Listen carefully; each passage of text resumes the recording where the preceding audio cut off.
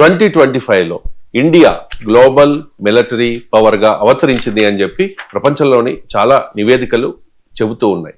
ఏంటి ఆ నివేదికలు భారత మిలిటరీ పవర్ యొక్క గొప్పతనాన్ని గురించి ఇంకా ఏమని చెప్పాయి ఎంజీరావు గారు?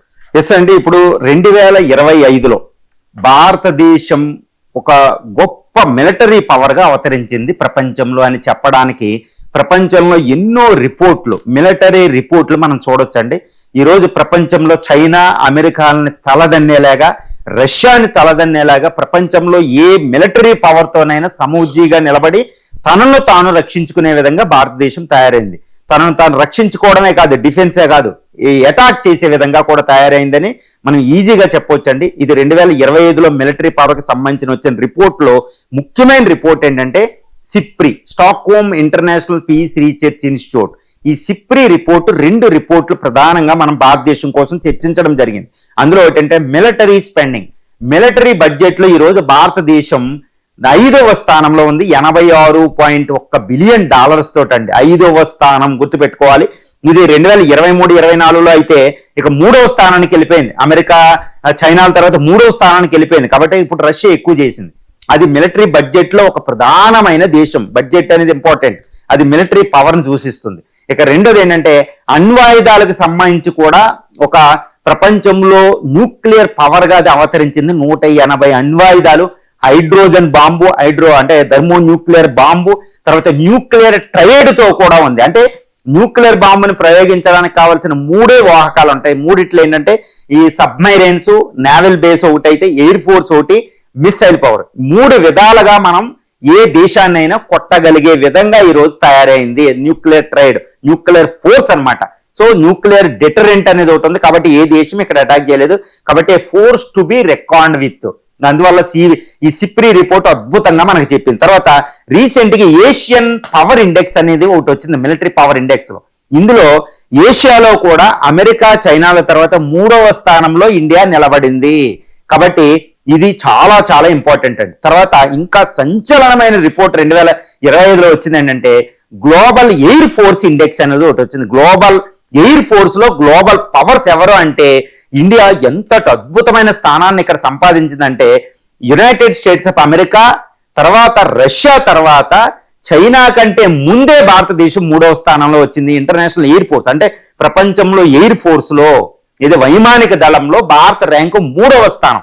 ఈ 3వ స్థానం గొప్ప ఏంటంటే చైనా మన వెనకాల 4వ స్థానం పొందడమే అత్యధిక సంచలనం గొలిపే విషయం. మరి ఏంటి చైనాకి అక్కడ చూస్తేనంటే మన ఇండియాకి చూస్తే సుమారు ఒక 3000 యుద్ధ విమానాలు ఉంటాయి. చైనాకు చూస్తే 4500 యుద్ధ విమానాలు, 5000 యుద్ధ విమానాలు ఉన్నాయి. మనకంటే ఎక్కువ ఉంది. మరి ఎయిర్ ఫోర్స్ లో మనం ఎందుకు ముందున్నామంటే ఒకటి గుర్తుపెట్టుకోవాలి. ఈ రిపోర్ట్ ఇచ్చినప్పుడు చాలా పారామీటర్స్ తీసుకోవడం జరిగింది. ఇందులో ఎయిర్ ఫోర్స్ ఎఫిషియన్సీ, లాజిస్టిక్, తర్వాత యుద్ధ వెనకాల ఉండే ఈ సామగ్రి అనేది, తర్వాత ఇక్కడ ఉండే వాతావరణం, ఎయిర్ ఫోర్స్ వ్యూహం, ఇవన్నీ చూడాలన్నమాట. అన్ని చూస్తే భారతదేశం చైనాని మించిపోయింది ఎయిర్ ఫోర్స్ లో. దీన్ని బట్టే మనం చెప్పొచ్చు మిలిటరీ పవర్ గా భారతదేశం అవతరించింది అని ఈజీగా మనం చెప్పొచ్చు. ఇక రీసెంట్ గా భారతదేశం ఏంటంటే ఆపరేషన్ మౌంటైన్ ఫోర్స్ అని 1,00,000 మంది ఫోర్స్ ని పెట్టడం, ఇంకా ఎన్నో కొత్తగా అక్కడ తీసుకురావడం, ఆపరేషన్ ప్రహార్ అంటూ కొత్త ఆపరేషన్ సింధూర్ ఇవన్నీ చేసి కొత్తగా ఎయిర్ ఫోర్స్ ఇవన్నీ ఇండక్ట్ చేయడం, నేవీ ఇవన్నీ ప్రాజెక్ట్ 75 అన్ని. ఈ విధంగా భారతదేశం ప్రపంచ గ్లోబల్ పవర్ ఇండెక్స్ల ప్రకారం ఈ ఇంటర్నేషనల్ పవర్ గా అంటే రష్యా, చైనా, అమెరికా లాంటి సమూజ్జీవులుగా ఇక్కడ నిలబడిపోయింది. కాబట్టి 2025 అనేది ఒక అద్భుతం భారత మిలిటరీ హిస్టరీలో అని చెప్పొచ్చండి. మీరు చెప్తున్న విశ్లేషణ ప్రకారం ఎంజీరావు గారు భారత మిలిటరీ చరిత్రలో 2025 ఈ ఇయర్ అనేది ఒక సువర్ణాధ్యాయం. అది ఎలా సాధ్యమైందంటే ఏం చెప్తారు? ఎస్ అండి, 2025 మే 7 నుంచి మే 10 వరకు 4 రోజులు యుద్ధం. అదే ఆపరేషన్ సింధూర్. గుర్తుపెట్టుకోవాలి, ఆపరేషన్ సింధూరే కదా పాకిస్తాన్కి ఎగ్నెస్ట్ కదా అనుకుంటారు. గుర్తుపెట్టుకోవాలి, ఇంతవరకు అమెరికా తన చరిత్రలోనే ఒక అణ్వస్త్ర దేశాన్ని అటాక్ చేయలేదు. రష్యా కూడా ఒక అణ్వస్త్ర దేశాన్ని అటాక్ చేయలేదు. చైనా కూడా ఎప్పుడు ఒక అణ్వస్త్ర దేశం మీద యుద్ధమే చేయలేదు. ప్రపంచంలో అంటే అణ్వస్త్రాన్ని తయారు చేసిన తర్వాత 1945 తర్వాత ఒక అణ్వస్త్ర దేశంతో యుద్ధం చేసిన ఒకే ఒక దేశం ఇండియా. ఆ యుద్ధమే అది పాకిస్తాన్. 170 అణ్వస్త్రాలు కలిగి ఉన్న పాకిస్తాన్ని కేవలం 4 రోజుల్లో ఓడించిన చరిత్ర అమెరికాకి, రష్యాకి, చైనాకే లేదండి. ఏ దేశానికి లేదు. మరి ఇది 2025లో ఇది ఒక సువర్ణ అధ్యాయం కదా, గుర్తు పెట్టుకోవాలి. ఏదో డిఫెన్స్ గా అంటే 1999లో చేసిన కార్గిల్ యుద్ధం లాగా మనం డిఫెండ్ చేసుకోలేదండి, అటాక్ చేసేసాం. అఫెన్సివ్ మోడ్ అనమాట. అఫెన్సివ్ మోడ్ అంటే పాల్గాం తర్వాత వెళ్ళి ఎయిర్ స్ట్రైక్ చేసాం. ఎయిర్ స్ట్రైక్ అనేది పెద్ద గొప్ప ఏం కాదు. అంతకుముందు మన్మోహన్ సింగ్ పీరియడ్లో జరిగింది, తర్వాత యూరియాలో జరిగింది, పిఓకేలో జరిగింది. కానీ ఈ ఆపరేషన్ సింధూర్ దగ్గర వాళ్ళు ఎయిర్ స్ట్రైక్ మనం చేస్తే, పాకిస్తాన్ 100 యుద్ధ విమానాలు పంపిస్తే మన కూడా 100-150 యుద్ధ విమానాలు వెళ్ళి ఒక డాగ్ ఫైట్ జరిగి ఎంతో యుద్ధమై జరిగిపోయింది. ప్రపంచ స్థాయి యుద్ధం జరిగిపోయింది అక్కడ.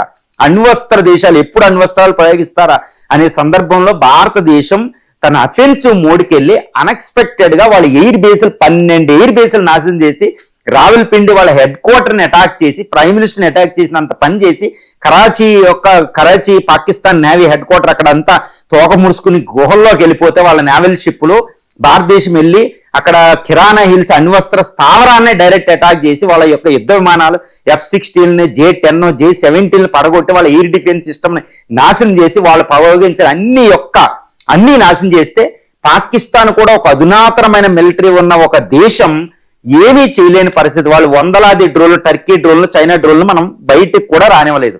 మన గగన తలంలో పేల్చేసాం.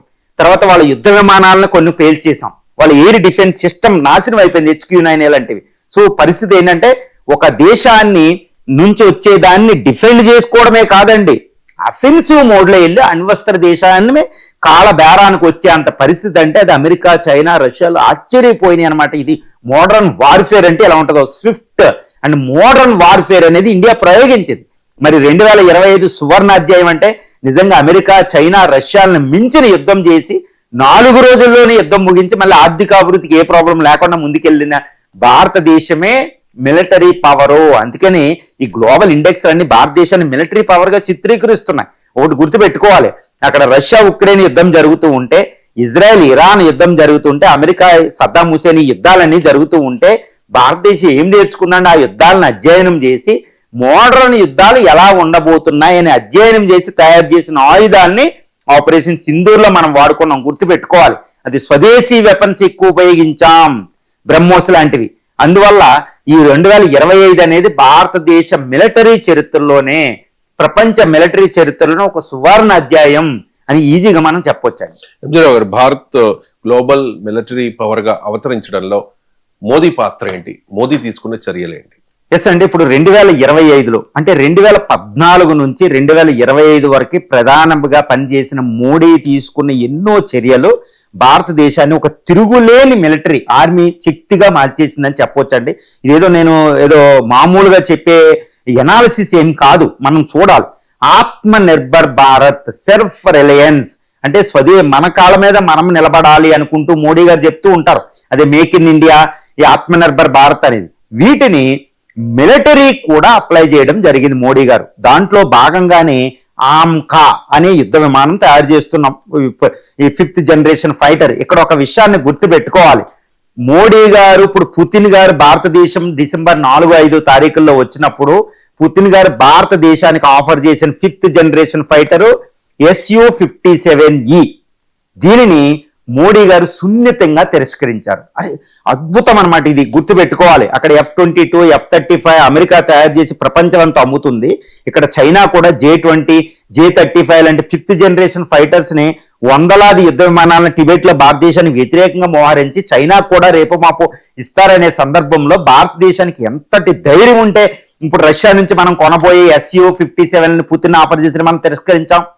ఏంటి అంటే అది మోడీ గారి యొక్క కాన్ఫిడెన్స్ అనమాట. ఏంటి? ఆత్మ నిర్భర్ భారత్. భారతదేశం ఎప్పుడు ఆయుధాలే కొనుక్కోకూడదు, ఆయుధాలను తయారు చేసే విధంగా ఉండాలి అని ఆయన చెప్పారు. ఇప్పుడు ఆమ్కా డిజైన్, ఏది advanced multi role medium combat aircraft AMCA ఇప్పుడు హాల్లో తయారవుతుంది. దీన్ని తొందరగా ముగించాలి. అంతేకాని రష్యా నుంచి మనం కొనుక్కు తెచ్చేసుకుంటే Su-57లో ఇమీడియట్ గా అవసరాలు తీరిపోతాయి, కానీ మనం తయారు చేయడం ఇదే స్వతంత్రం వచ్చాక మనం అవలంబించిన విధానం. ఏది MiG-21 నుంచి MiG-27, MiG-29 వరకే. తర్వాత Sukhoi 30 MKIని, Sukhoi 27 MKI, ఈ రఫేల్, ఈ తర్వాత మిరేజ్, ఇవన్నీ ఫరాయిల నుంచి మనం కొనుక్కున్నాం. కానీ ఇప్పుడు భారతదేశం స్వదేశీ పరిజ్ఞానానికి వెళ్తుంది. మరి 5th జనరేషన్ ఫైటర్ లేదు కదా, రష్యా నుంచి ఇది తిరస్కరిస్తే పరిస్థితి ఏంటి అనుకుంటే గుర్తుపెట్టుకోవాలి. ఇప్పుడు 4.5 జనరేషన్ అన్న LCA మనం తయారు చేస్తున్న లైట్ కంబాట్ ఎయిర్ క్రాఫ్ట్, అది ఆల్మోస్ట్ 4.5 జెన్ ఉంటుందండి. సో అది మన అవసరాలకు సరిపోతుంది. చైనాని పాకిస్తాన్ రెండు కలిసి వచ్చినా అడ్డగించవచ్చు, లేదా రఫేల్ ఒకటి తెచ్చుకున్నాం దాని ద్వారా అడ్డగించవచ్చు. సుఖోయ్ 30 MKని ఇంకా మోడర్నైజ్ చేస్తున్నాం, దాన్ని బట్టి అడ్డగించవచ్చు. లేదు ఎయిర్ పవర్ ఇండెక్స్ లో ఇండియా చైనాని మించిపోయి ఉంది. అది ఎందుకంటే ఒకటి గుర్తుపెట్టుకోవాలి, హిమాలయాల్లో 4000 మీటర్లు అంటే 4 కిలోమీటర్ల పైన చైనా ఉంటది. హిమాలయాల టిబెట్ ఈ ప్రాంతం, ఆ ప్రాంతం నుంచి ఎంత అధునాతన యుద్ధ విమానం ఎగిరినా ఎక్కువ ఆక్సిజన్ కావాలి, ఎక్కువ ఫ్యూయల్ కావాలి, చాలా అంత కెపాసిటీతో పనిచేయు. భారతదేశంలో 4 జనరేషన్ ఫైటర్స్ కూడా అక్కడ 5th జనరేషన్ ఫైటర్స్ ని ఈజీగా ఓడించవచ్చు హిమాలయాల యుద్ధంలో. గుర్తుపెట్టుకోవాలి, హిమాలయ అనేది ఇప్పటికీ కూడా కొంచుకోట. అంటే హిమాలయాలు అనే ఒక అడ్వాంటేజ్ ని మనం ఉపయోగించుకుని చైనా 5th జనరేషన్ ఫైటర్స్ ని ఓడించవచ్చు. కనీసం ఒక 5-6 సంవత్సరాలు యుద్ధం జరిగే పరిస్థితి ఇక్కడ మనకి ఎక్కువ కనపడడం లేదు. ఎందుకంటే చైనా కూడా ఆర్థిక అభివృద్ధిలో నిమగ్నమై ఉంది, అక్కడ తైవాన్ ఇష్యూలో ఉంది. కాబట్టి చైనా వెంటనే మన మీదకి ఎటువంటి యుద్ధం ఇప్పుడు ప్రస్తుతం చేయలేని పరిస్థితి. కాబట్టి దీన్ని అడ్వాంటేజ్ తీసుకుని ఈ మీన్ వైల్లో 5th జనరేషన్ ఫైటర్ మనమే తయారు చేసేసుకుందాం. ఒకవేళ అది యుద్ధానికి వచ్చినా మనం తట్టుకోవచ్చు ఇప్పుడు ఉన్న దాంతో అని LCL వందలాది తయారు చేస్తున్నాం.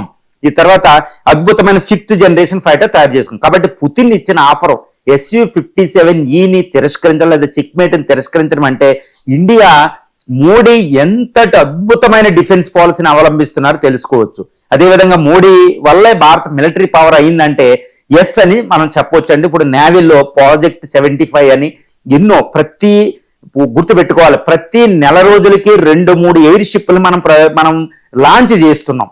తర్వాత INS అరిహాంత్, INS అరిగాట్, ఇలా న్యూక్లియర్ సబ్మెరైన్స్ మనం తీసుకొస్తున్నాం. చైనా తర్వాత రష్యా నుంచి INS చక్ర అనేది ఒకటి లీజుకు తీసుకుంటున్నాం. సో న్యూక్లియర్ ట్రైడ్ వచ్చింది. తర్వాత అగ్ని 5, అగ్ని 6, ఇప్పుడు సూర్య కూడా రెడీ అయి ఉన్నాయి. సో మిసైల్లో అమెరికాను కూడా కొట్టగలిగే మిసైల్స్ లో ఈ రోజు ఇండియాకి రీచ్ ఉంది. హైపర్సోనిక్ రెడీగా ఉంది, బ్రహ్మోస్ నెక్స్ట్ జనరేషన్ అని. బ్రహ్మోస్ ఇప్పుడు తిరుగులేని వేలాది బ్రహ్మోసులు తయారు చేస్తున్నాం. ఇంకా ఎక్కడికక్కడ ఉంటే ఒకటి గుర్తుపెట్టుకోవాలి, ఇదే సిప్రీ రిపోర్ట్ ఇచ్చిన ప్రకారం భారతదేశం ఎక్కువ ఇంపోర్ట్ చేసుకుంటున్నాం. తర్వాత ఇంకొక మోడీ చరిత్రలో ఉంటారు, భారత మిలిటరీ చరిత్రలో అనడానికి ఇంకోటి అంటే ఆపరేషన్ సింధూర్తో పాటు ఆయన ఇంకోటి ఏంటంటే ఎక్స్పోర్ట్స్. భారతదేశం సిప్రీ ఆయుధ ఎక్స్పోర్ట్ చేసే దేశాల్లో 25వ స్థానంలో ఫస్ట్ టైం ప్రవేశించింది. గుర్తుపెట్టుకోవాలి, భారతదేశం ఎక్స్పోర్ట్స్ కూడా చేస్తున్నాం ఇంపోర్ట్ తో పాటు. ఈ విధంగా అధునాతన అగ్నివీరాన్ని పెట్టి ఎన్నో మోడర్నైజేషన్ అని అధునాతనం చేయడం, మిలిటరీ బడ్జెట్ ని పెంచడం, అన్ని విధాలుగా ఈ రోజు మిలిటరీ సపోర్ట్ గ్లోబల్ పవర్ గా, అంటే ఏదో సౌత్ ఏషియాలో ఇటు చైనాకి పాకిస్తాన్ దృష్టితో ఈ రోజు మిలిటరీ ఆధునికీకరణ జరగడంలే, మోడీ ఆధ్వర్యంలో న్యూ పవర్ అన్నమాట. న్యూ థింకింగ్ ఏంటంటే గ్లోబల్ మిలిటరీ పవర్ గా ఎదగడం. ఏదో చైనా పాక్ దృష్టితో కాదండి, US నే కొట్టగలిగే విధంగా న్యూక్లియర్ సబ్మెరైన్స్, తర్వాత సూర్య మిసైల్ అంటే US నే కొట్టగలిగే ఒక అద్భుతమైన శక్తిగా అవతరించడం. కాబట్టి మోడీ ఆధ్వర్యంలోనే ఇంత అధునాతనంగా భారతదేశం తయారవుతుందంటే స్వదేశీ పరిజ్ఞానంతో, అంటే ఇది వచ్చగుద్దినట్టు 100% అని చెప్పడంలో ఎటువంటి సందేహం లేదు.